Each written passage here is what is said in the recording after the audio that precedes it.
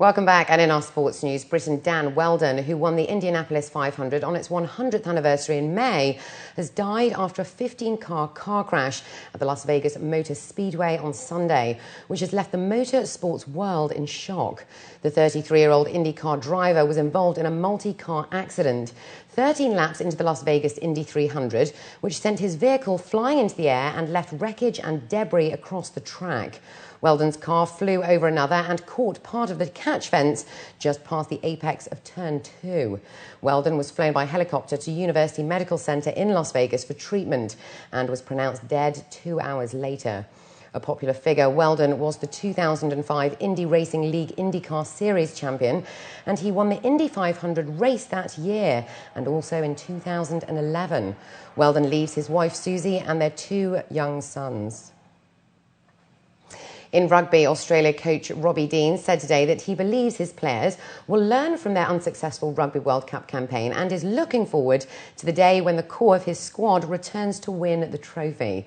The Wallabies never really got into their stride at what was a first World Cup for many of the players and were overwhelmed by an experienced New Zealand side at the semi-final on Sunday. New Zealander Dean said he had thoroughly enjoyed working with them, despite not reaching their goal of winning a 3rd World Cup for Australia. We have to take value out of it. I've got no doubt we will take value out of it, but we got a job to do on Friday first. There's no doubt that this whole playing group will be better for the experience they've had. There'll be some who may be lucky enough to get to another World Cup. There's probably clearly some who won't. And that's what makes World Cup what it is. While the defeat by New Zealand ended their World Cup hopes, Friday's test against Wales remains significant to the Wallabies. Captain James Horwell said it represented the chance to erase the bad memories of Sunday. It's a good thing that we're playing so soon, because the fact that, you can sit and dwell on these sort of things now, but the fact that we, in 4 days' time get a chance to, pull on the jersey and finish this tournament off on a positive note is, the thing that's going to drive us. And a lot of work's gone into getting to where we are now, and the group as a whole has put in a lot of effort. So it'd be, we want to finish this tournament on the right note.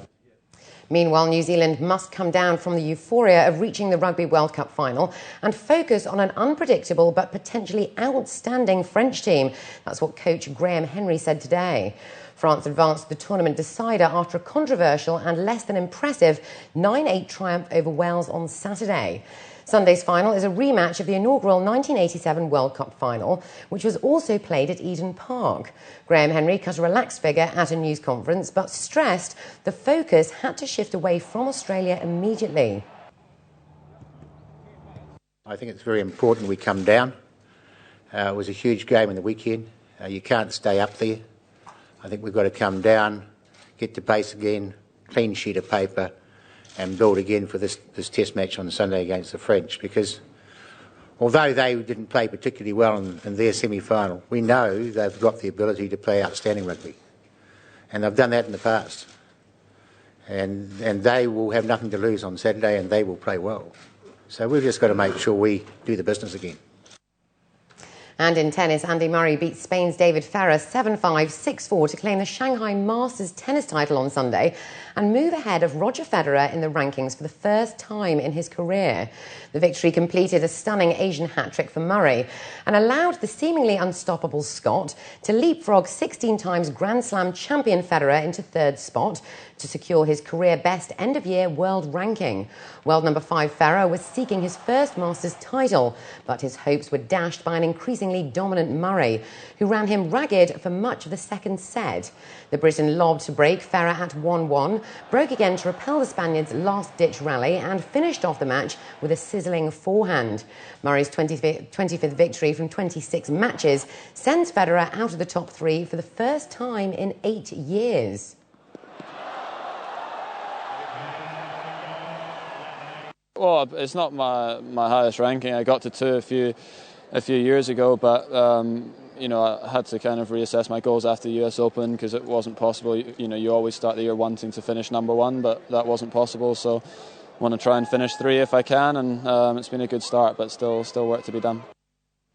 And finally this evening, Canadian Jean Beliveau, who spent the last 11 years walking around the world to promote peace and non-violence against children, has finally walked back home. Jean Beliveau, now 56, strolled into his hometown of Montreal early on Sunday morning after walking 75,000 kilometres through 64 countries.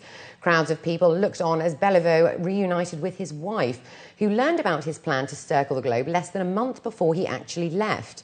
The former neon sign salesman has said that his goal was to promote peace and awareness about children facing violence. Beliveau crossed 6 deserts, passed through war zones, climbed mountains, snacked on bugs and snakes, and literally came across lions, tigers and bears. And with that, let's now take a look at the local and international weather forecast for tomorrow.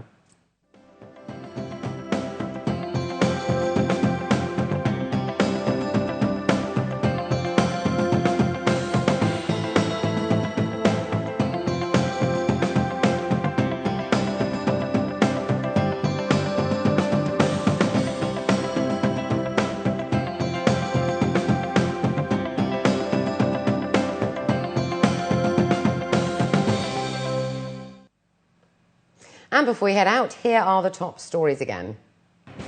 The UAE, a leading model for peaceful coexistence. Sharjah addresses environmental issues with Green Middle East.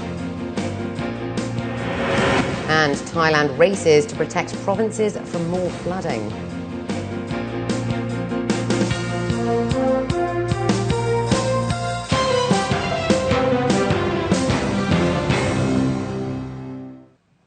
Well, that brings us to the end of the bulletin. If you'd like to get in touch with us, you can write to us at news@city7tv.com or by calling us on 04 367 2230.